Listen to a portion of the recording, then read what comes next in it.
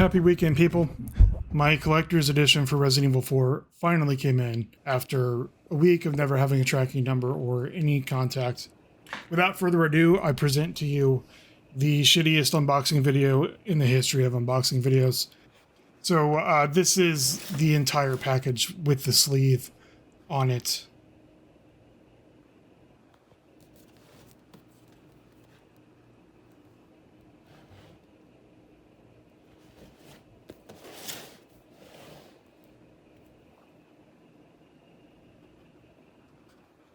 This is the back where it just gives you a breakdown, obviously, of all the stuff in the collector's edition package. You can see you've got a steelbook, you've got a normal jewel case, there's a fold-out paper map, extra DLC pack product code, which is actually inside the jewel case, and then the figure, which is basically the majority of the price tag, which was like $250, I think, before tax and shipping. Well, shipping was free. Then you've also got a download code for the digital version of the soundtrack on PSN. And then there's an art book. It's not a very big art book, but I'll get more on that later. So the outside of the box, once you take out the sleeve, is basically designed to look like a item box from, I'm sorry, not an item box, but I think an attaché case like you carry around in the game. But maybe even an item box from some of the previous Resident Evil games.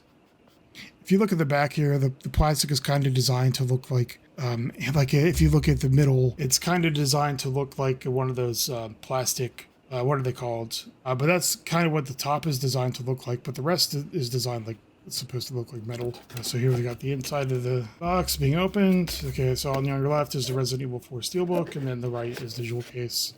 Apologies for my camera work. Here's the steelbook. The back of it is kind of like more or less a scene from the beginning. I believe that's Ashley standing in the foreground. There's the inside of the steelbook. You've got more concept art of the church, and then a tree outside the church. Back of the jewel case, there is the paper insert with the digital download code for the soundtrack.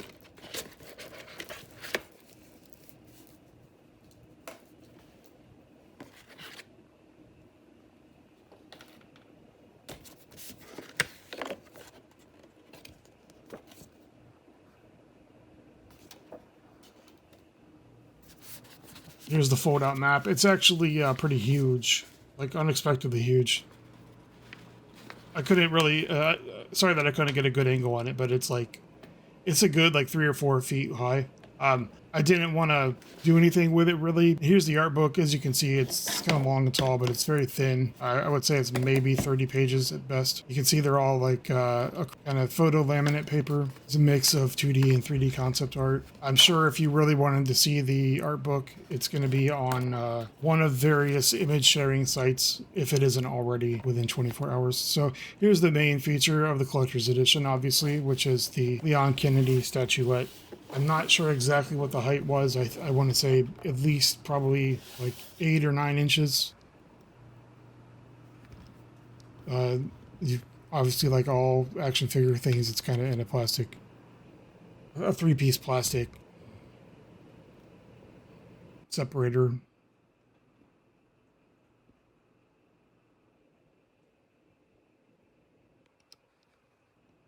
Doesn't come with very much. It's obviously not articulate. It's just a statue.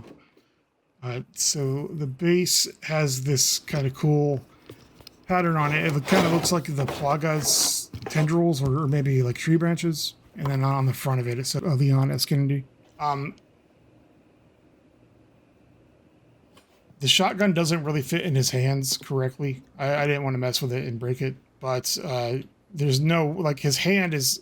It's as if his hand is holding the shotgun, but I didn't want to push my luck and end up breaking his hand trying to fit it actually into the palm of his hand.